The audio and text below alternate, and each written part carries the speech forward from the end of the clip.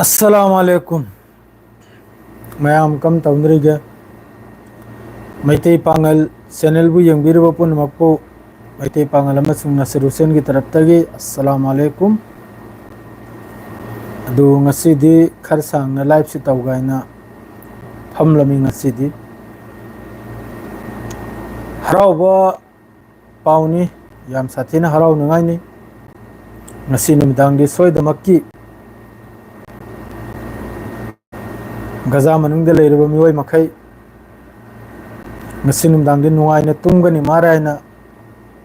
asade thamjai ko yam phajana trasu adu yamna budi sangbanate adu oiregasu hojiki wari batanja sidadi khajik to su changbi dana chara heliba makhaya higi angang naha api apikpa nupi ahalamal loima kraipsi yamna sathina nungai khraba pauni asidasu kongai ma sigi mathaktasu WhatsApp से Manur WhatsApp से active अदुना add तौद्रिम WhatsApp तो चंगबगी मतम से लैत्री अदुना नि वारो बि यादे अइने add तौरकनि सोइदमकि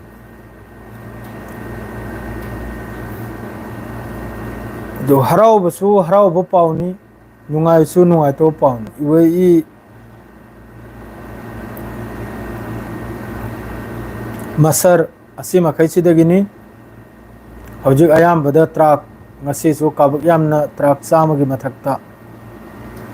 अदु ओरेगसु राफा बदार सिदे लैखिबा ट्राक मयाम से हौजिक फावबा हांगद्रि राफा समदे हौजिक फाव चंगद्रि असिगी मथक्तसु मी सेफ जोन नि हाइबा मफमदा मखोइना मकै स्ट्राइक तौजलिमनि तो आईडीएफ की लानमी अहुम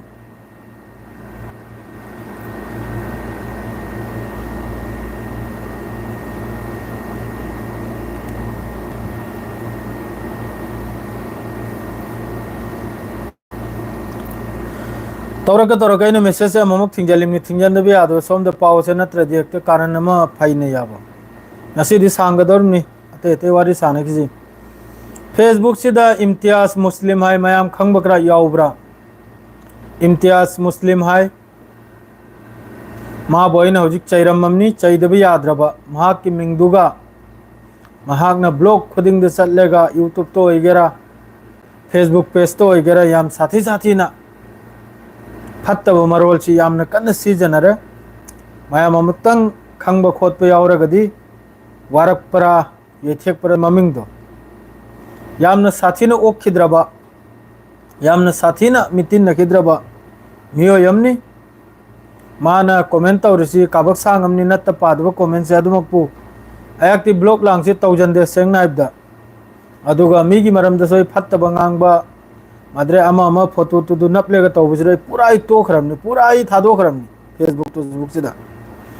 अदु अइना फोटो इसागी फोटो हापत्तरा माना अकाम पेट करा तौरगा फत्तब nganglakpa अइदि असोमदा मयामनसु खंगनरिबा अइगा बुदि हौजिक मरी लहिंदे माइदसु याम साथीनु चंगलकलेगा फत्तब कमेंट से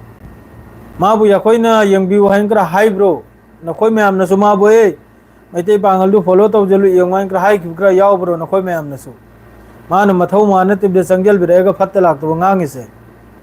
मा पांगल मचा नत्रो पांगल मचा मोरगा देम जात ताब थबक तौरसि करिगिनोने अदुसु मिंगदनबु इम्तियाज मुस्लिम करायदे मुस्लिम नमा मा यहूदीनी मा मुस्लिम आइन लौदे मा यहूदीनी यहूदी की सरदार निमा इब्लिस निमा दुकान तुरन मा तौरी कमेंट से पाव से मयामम नि मचा दुम तलब नहीं दी तलतला हाय के पार का हाय द्रदी यार रो मयाम से पार का हाय कान सिदारी से गाजा शहर दा गाजा टाउन दा हवाई हमला तौसिनी अदुसु करम मफम दा इजराइल की तरफ तै लाउथोकपा सुरक्षित क्षेत्र यामना कनोम ओइबा याखोइगी सुरक्षित ओइबा मफम मखोइना लाउथोकपा अदुगी मथक्ता IDF की तरफ तगी स्ट्राइक तौबगी वानी असिदा यामद्रबदा काबक अमा फिलिस्तीनी मी शहीद होइबगी वानी अदुसु कराइदुना हाइबदा अखोइगी फिलिस्तीनी मखैना अखोइगी बेकरी अमखक्ता बेकरी हाइबदी अखोइगी चाक तल्लांग साफमदो अदुई मथक्तनी तौरिसे चाक थोंगे दे चाक सेमिंगैदा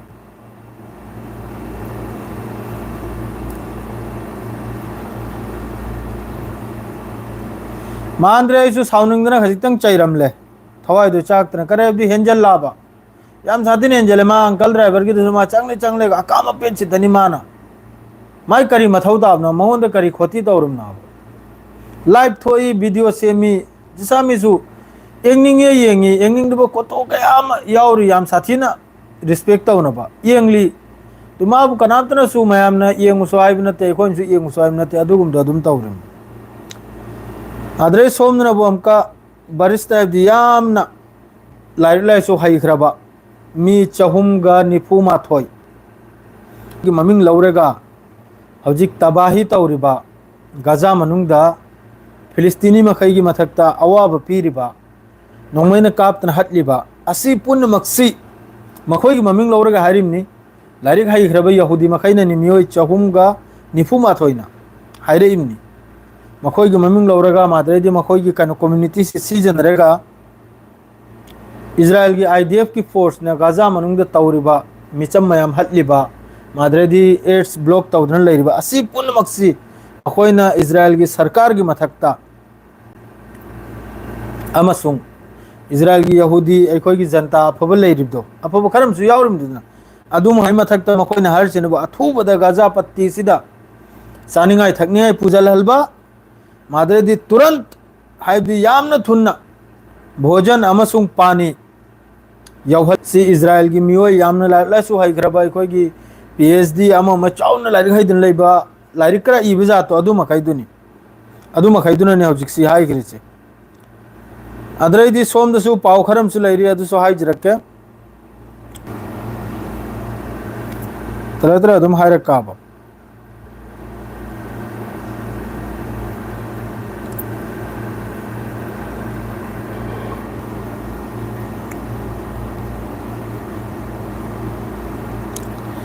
अरांग नुमदांग इवेगी तरफ तगी एयर ड्रॉप तौरी गाजा मनुंगदा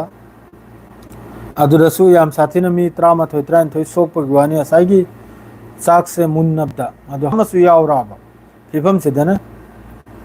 चाक पोट लहरुचो हाइबगुम बकरा गाजा मनुंग सिदा असाइगी 8 से याखोइगी ट्रक संगजलैसे असिदा ईरान जुबेर भाई ईरान तुमिन लय होजी ईरान करीम तो वांगांग दे ईरान शांति दनी होजी गाजादा गंता में मवांगदा अमका गाजा स्ट्रिप तो नॉर्दर्न गाजादा ngasi gi wani hojik ki narku mawang gi wani air drop लंग थबगी सिनबु कनादर मान लंग थ्रिसा दुरी हायरम द्रे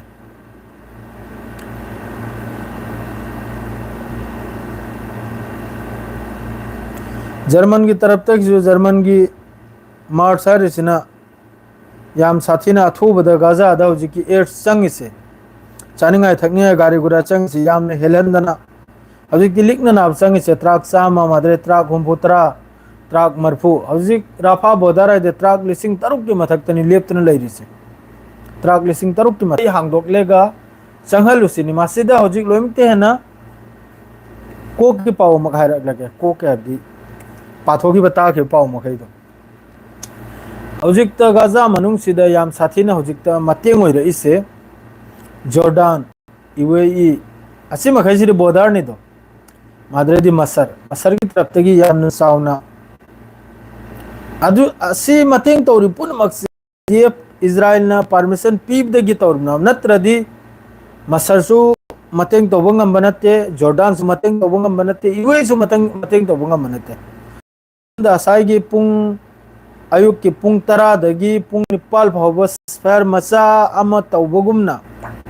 मचा अमा तौबगुमना हजिक गाजा मनुंग सिदा अखोइगी एड्स अता चेंग थाव तेल हिदाक लांगदक्सी पुजल हजिकी मतम सिदा असिगी मतक्तसु अमक्का सेफ जोन नि हाइबा मफम कयाम दसु अमक इजराइल की तरफ तगी मरक मरकता स्ट्राइक से तौरिमनाब दुसी हजिक तुंगदसु तौरखिनी तुंगदसु तौरखिनी मता जाद्रदी नसी हयेंगसिदा 8 से अमक थिंगजलेगा अमक लान से नौना होरपै चांस लेब नाल ममांगै दसु अदुम अमक अंदरग हांगदो उरगा ट्रक यांखै उम्बु चामग तरानि थोय चामरम चंगबै मतुंगदा अमक ब्लॉक तौखरिमनाब असुम तौदना होजि हांगदोकलेगा अमक खरनिसी नोमनिनि सुम तौसनरमेगा तौसनरसिनबु करिगिनो हाइबदा अतई अतई फॉरेन कंट्री लेरिबा यूरोप कंट्री मखैसिने याम साथीना पेरिस नेकेट अखोई फुरित याउदबी फुरित लित्तबी नुपी मखैना प्रोटेस्ट तौरिम नुपी मखैना यूरोप तक फुरित याउदबी प्रोटेस्ट तौरिम गजादा होजिक तौरि फिबमसे असिगुम मयाम माद्रेदि होजिक मखोगी जहाज अमा लाकपदसु अदुगी मखोगी क्रू मेंबर अदुर यावरइबा मियोय कुलमाथोय अमदसु फादना थकी तरफ तगी अदु असुम तौदना होजि गजा मनुंगसिदा नहीं दी खजिक नुआइना तुमगनी को आई वाखल दरी करेगा दि हजिक मखोगी असिदा सु मुन्ना खोनदना चाइना खोनबु मयाम अम यावरे मखोगी वीडियो लापाइदा ओफंग या मोंगी मी मखैसे असाइगी पुजलप पोचे मेसे मुन्ना खोनदना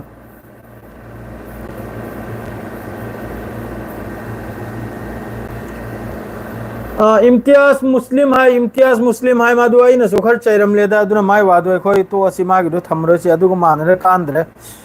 खलीलुर रहमान ओक्तो मसाने अदु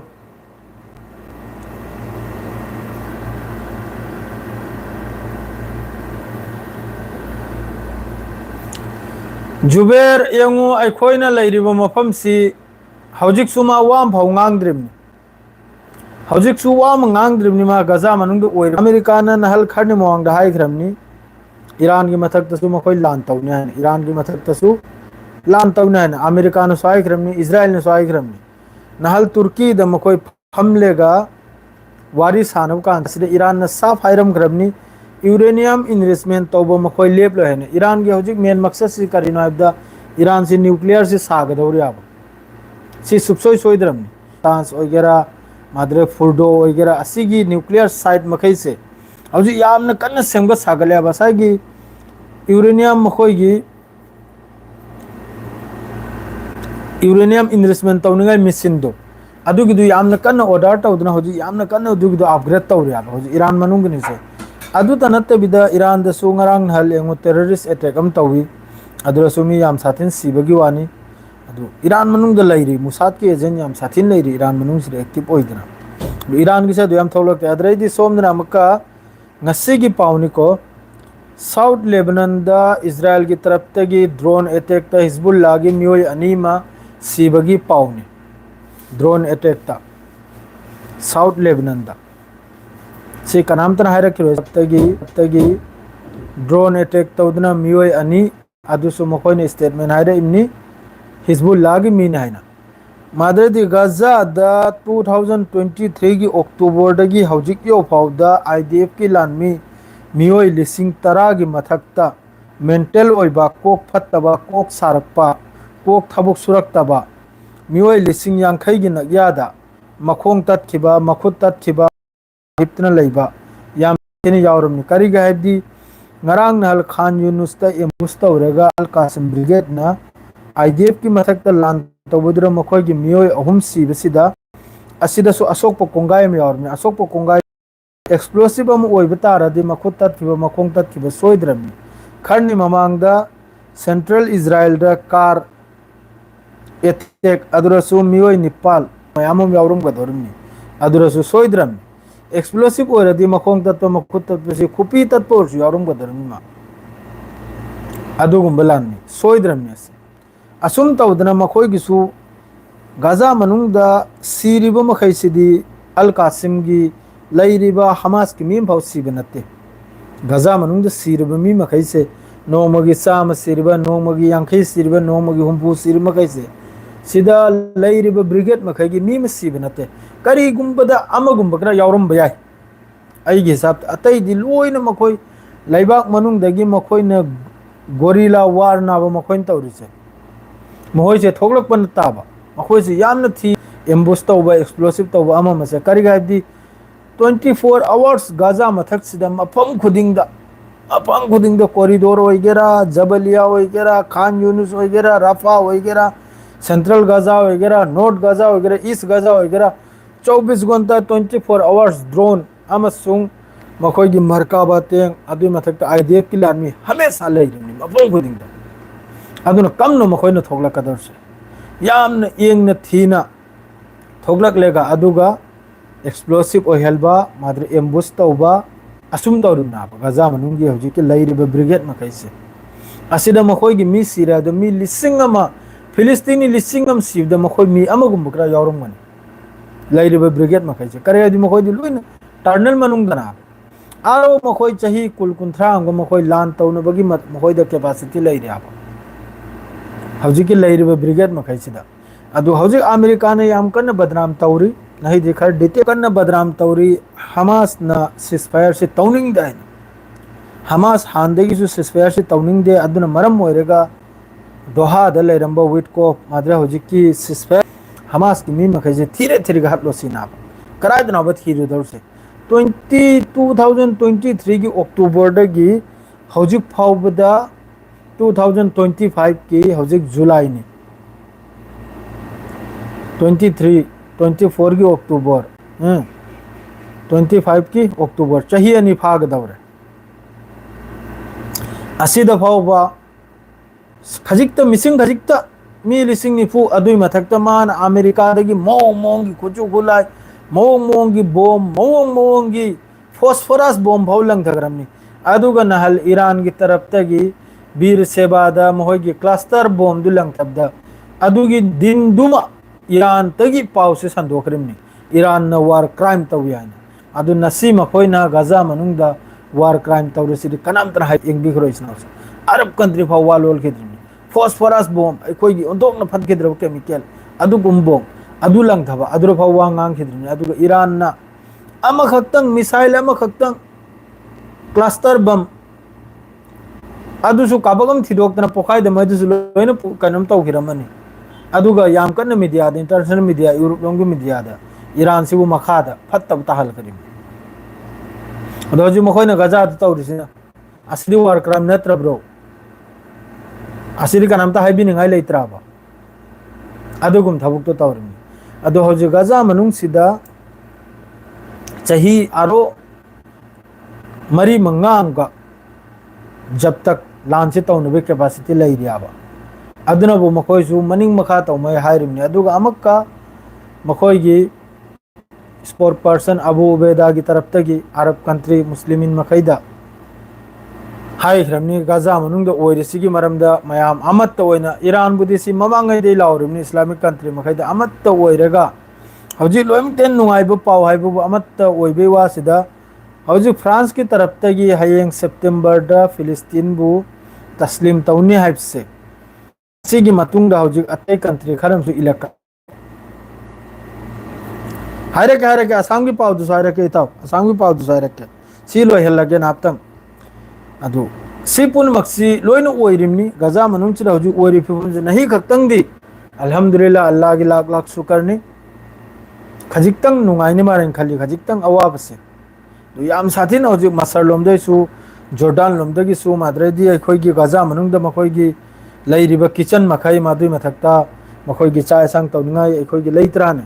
अदुमगजु यामने एक्टिव ओइदने यामने थुनना चाक से यारमगै फंगनबा चानिंगाय मखैसे यामने कन्ने सिंदना तौरेबा अदुमक पु गजा मनुंग द लोइने लंबी लतांग दे होना डिस्ट्रॉय सि ओइख्रमनिना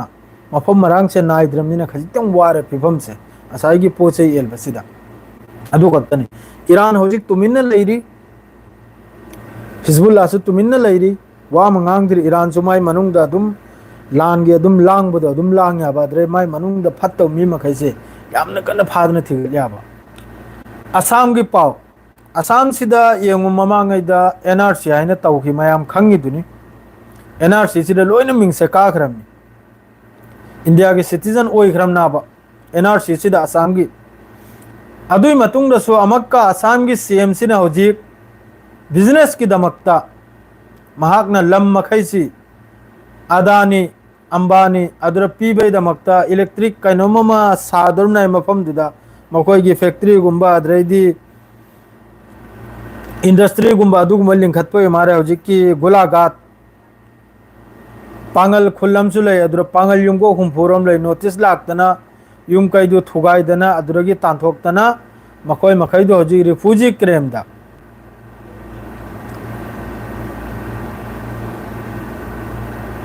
मा अंकल ड्राइवर बुसु अंकल ड्राइवर की दसु नाकी नादी अंकल ड्राइवर की दसु मा अदुम कमेंट तरुमनि फत्ता फत्ता कमेंट अदो हौजिकी वाफम से आसाम की से मासी लोय मक्सु एनआरसी दा अयामदा हौजिकी मिसी मणिपुर लोमदे सु चखबि यावे हौजिकी मफम सिदा मफम दु नायको आयम तंग नायको सेकंड हम खक्ता नायको मैम डिटेल्स तारदि फजना हाइगा पाउ से सबर तो भी मैम प्लीज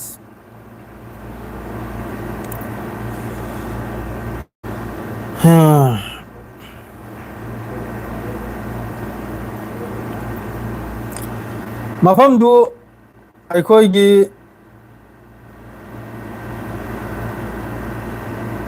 उरेमगात विद्यापुर है खंगिब्रन उरेमगात विद्यापुर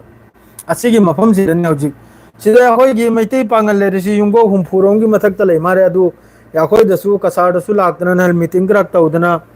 अखोगी इकाई खुमनरबा अखोगी ओजा सलीम नोंजाय होय माद्रेदी आजाद सार होयगा मीटिंग करक तौदना हौजिक ग्रुप अमा थाबगी वाना बा हौजिकी मफम सिदने